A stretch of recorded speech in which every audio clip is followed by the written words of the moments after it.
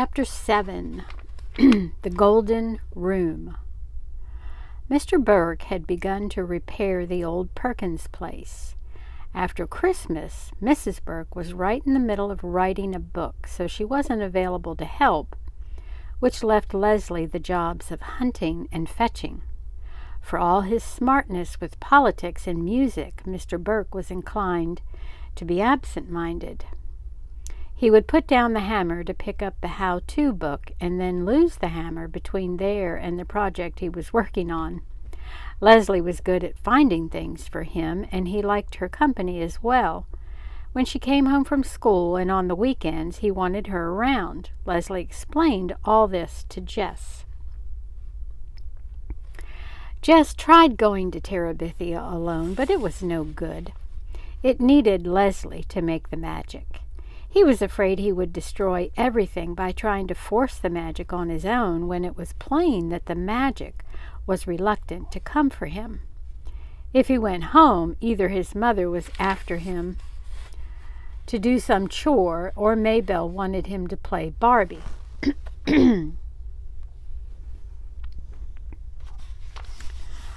Golly, he wished a million times he'd never helped buy that stupid doll.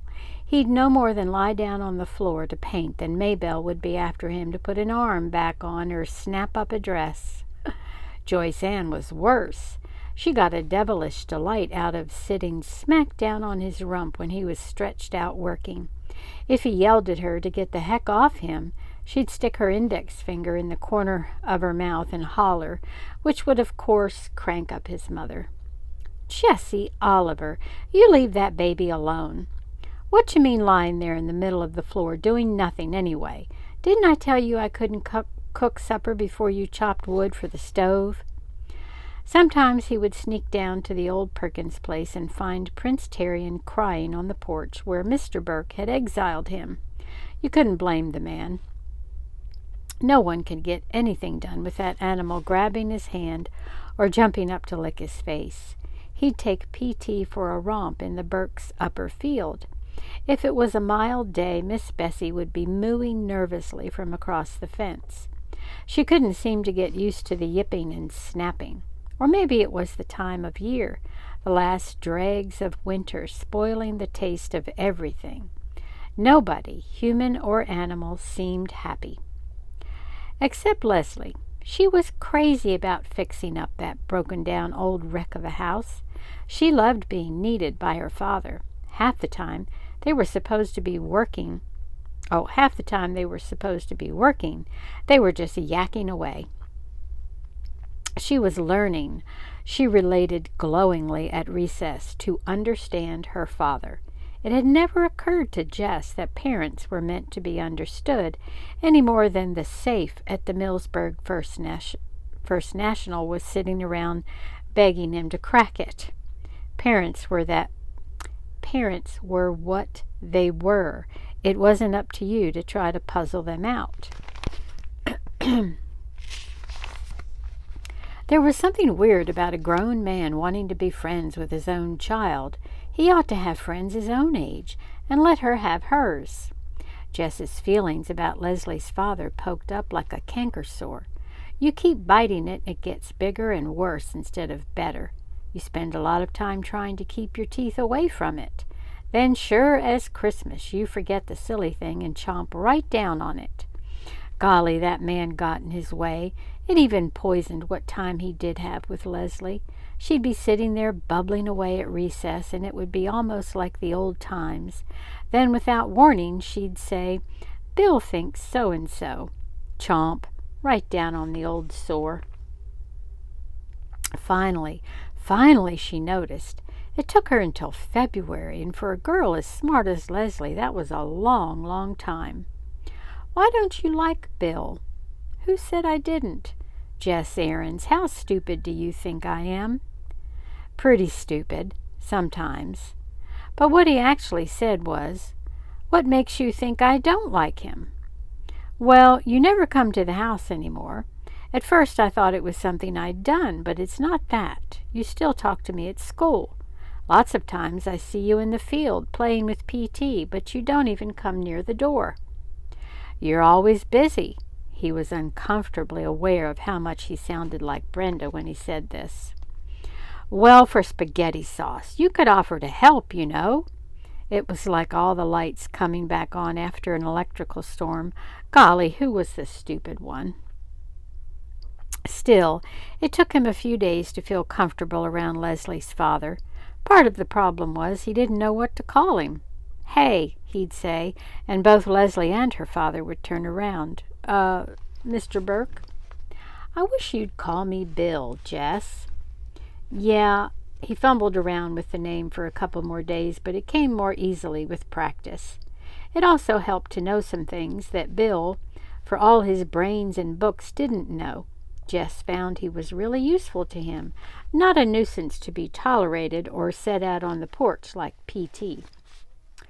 "You're amazing," Bill would say. "Where did you learn that, Jess?" Jess never quite knew how he knew things, so he'd shrug and let Bill and Leslie praise him to each other, though the work itself was praise enough. First, they ripped out the boards that covered the ancient fireplace, coming upon the rusty bricks like prospectors upon the mother lode. Next, they got the old wallpaper off the living room wall, all 5 garish layers of it. Sometimes, as they lovingly patched and painted, they listened to Bill's records or sang, Leslie and Jess teaching Bill some of Miss Edmund's songs, and Bill teaching them some he knew. At other times, they would talk. Jess listened wonderfully as Bill explained things that were going on in the world. If Mama could hear him, she'd swear he was another Walter Cronkite instead of some hippie. All the Burkes were smart. Not smart, maybe, about fixing things or growing things, but smart in a way Jess had never known real, live people to be. Like one day, while they were working, Judy came down and read out loud to them, mostly poetry and some of it in Italian, which of course Jess couldn't understand, but he buried his head in the rich sound of the words and let himself be wrapped warmly around in the feel of the Burkes' brilliance. They painted the living room gold. Leslie and Jess had wanted blue, but Bill held out for gold, which turned out to be so beautiful that they were glad they had given in. The sun would slant in from the west in the late afternoon until the room was brimful of light. I never thought of painting a room gold. I wonder what that would look like. Finally, Bill rented a sander from Millsburg Plaza, and they took off the black floor paint down to the wide oak boards and refinished them. "No rugs," Bill said. "No," agreed Judy. "It would be like putting a veil on the Mona Lisa."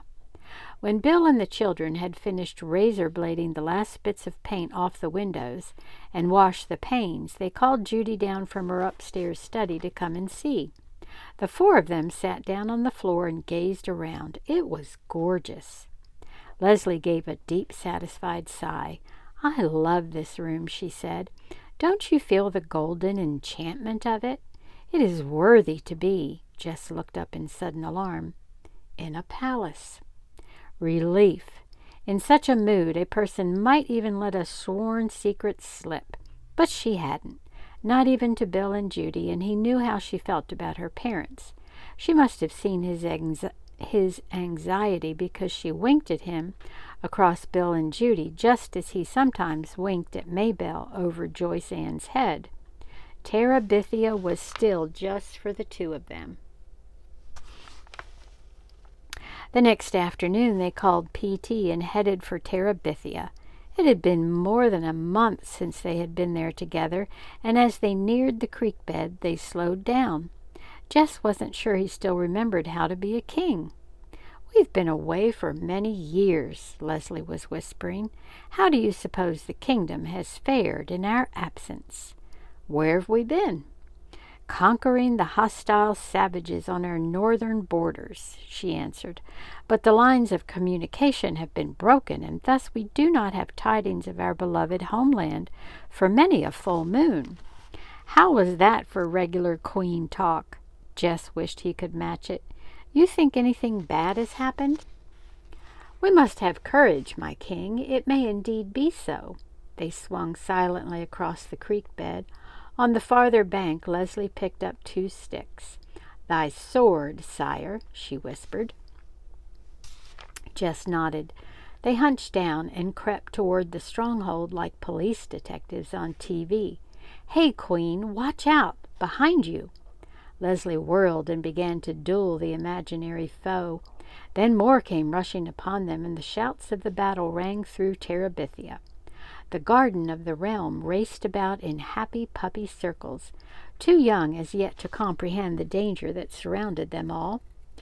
"They have sounded the retreat," the brave queen cried. "Yay! Drive them out utterly, so they may never return and prey upon our people. Out you go! Out! Out!" All the way to the creek bed they forced the enemy back, sweating under their winter jackets. At last, Terabithia is free once more. The king sat down on a log and wiped his face, but the queen did not let him rest long. "Sire, we must go at once to the grove of the pines and give thanks for our victory." Jess followed her into the grove, where they stood silently in the dim light. "Who do we thank?" he whispered. The question flickered across her face. "Oh, God," she began. She was more at home with magic than religion. "O spirits of the grove, thy right arm hast given us the victory." He couldn't remember where he'd heard that one, but it seemed to fit. Leslie gave him a look of approval. She took up the words. "Now grant protection to Terabithia, to all its people, and to us, its rulers." "Aroo!" Jess tried hard not to smile. "And to its puppy dog. And to Prince Terrian, its guardian and jester. Amen. Amen." They both managed somehow to keep the giggles buttoned in until they got out of the sacred place.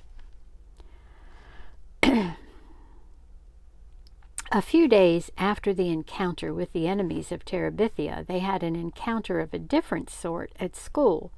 Leslie came out at recess to tell Jess that she had started into the girls' room, only to be stopped by the sound of crying from one of the stalls. She lowered her voice.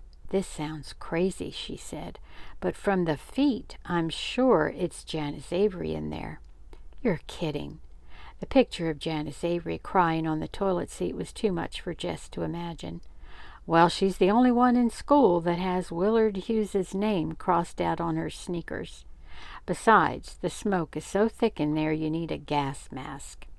"Are you sure she was crying?" "Jess Aarons, I can tell if somebody's crying or not." Golly, what was the matter with him? Janice Avery had given him nothing but trouble, and now he was feeling responsible for her, like one of the Burke's Timberwolves or beached whales. She didn't even cry when kids teased her about Willard after the note. "Yeah, I know." He looked at her. "Well," he said, "what should we do?" "Do?" she asked. "What do you mean, what should we do?" How could he explain it to her? Leslie. If she was an animal predator, we'd be obliged to try to help her. Leslie gave him a funny look. "Well, you're the one who's always telling me I gotta care," he said. "But Janice Avery?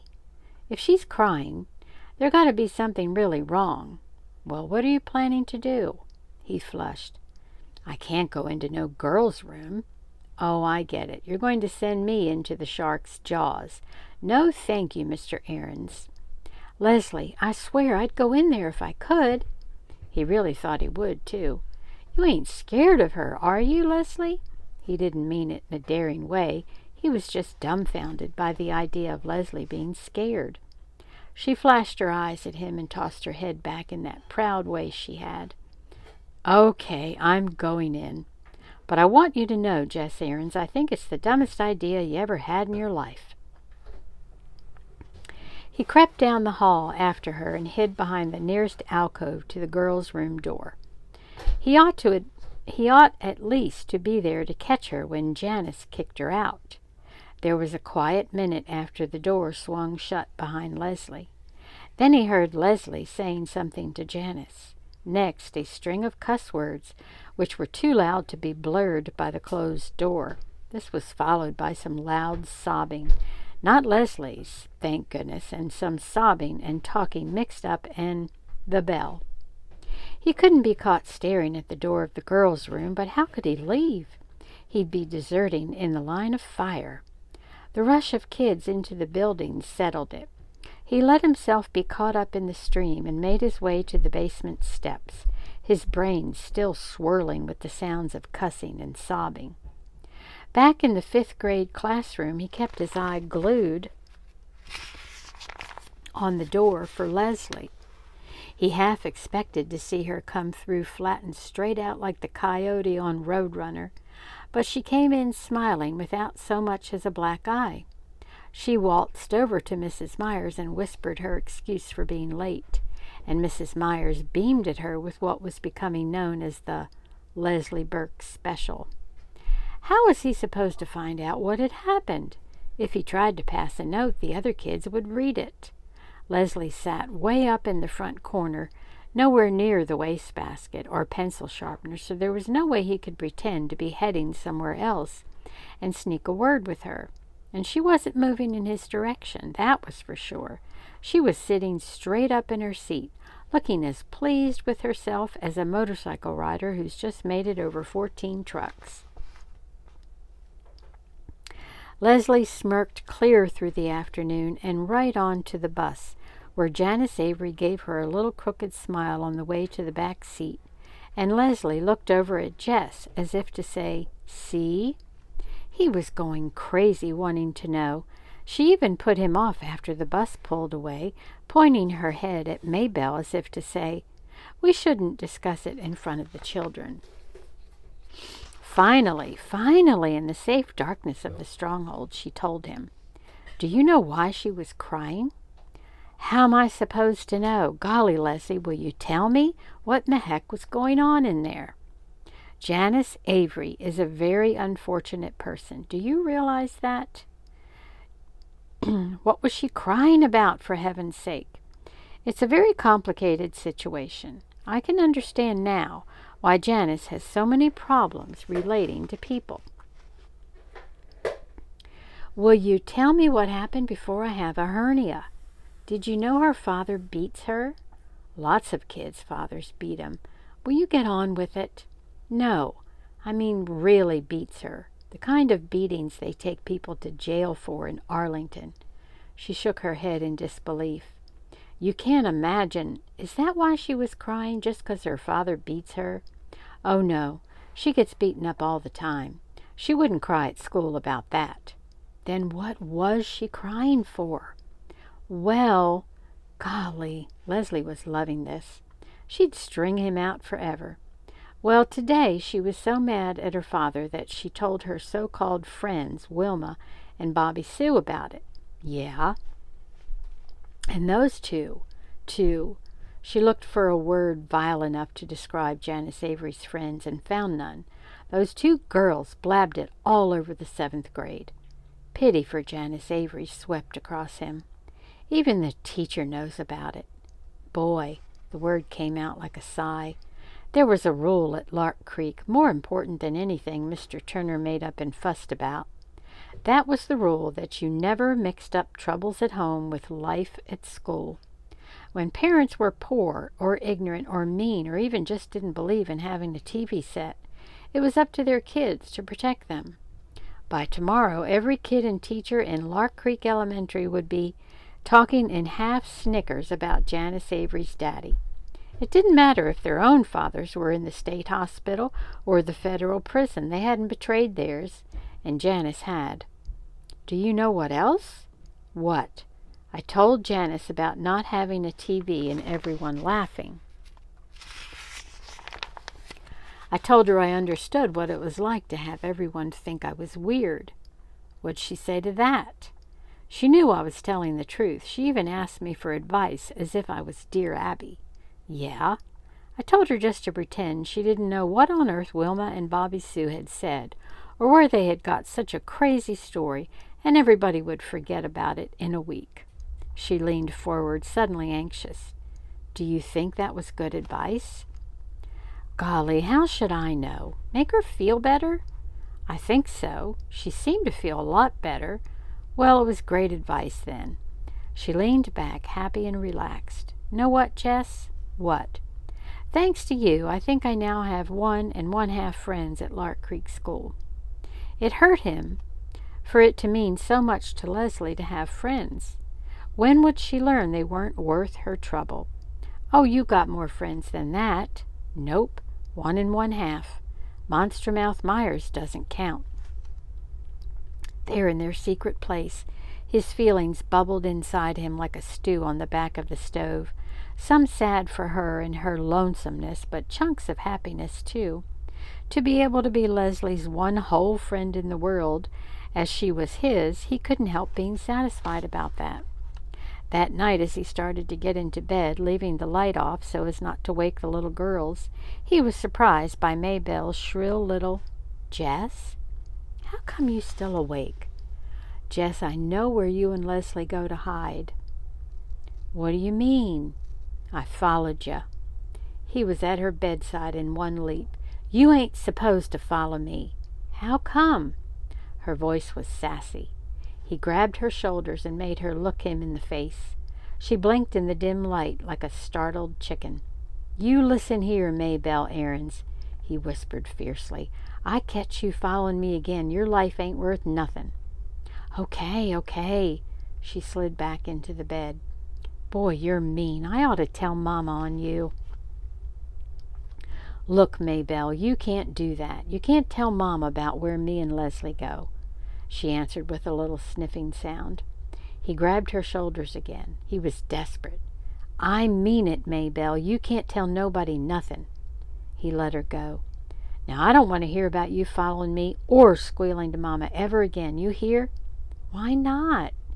"'Cause if you do, I'm going to tell Billie Jean Edwards you still wet the bed sometimes." "You wouldn't." "Boy, girl, you just better not try me." He made her swear on the Bible never to tell and never to follow, but still he lay awake a long time. How could he trust everything that mattered to him to a sassy 6-year-old?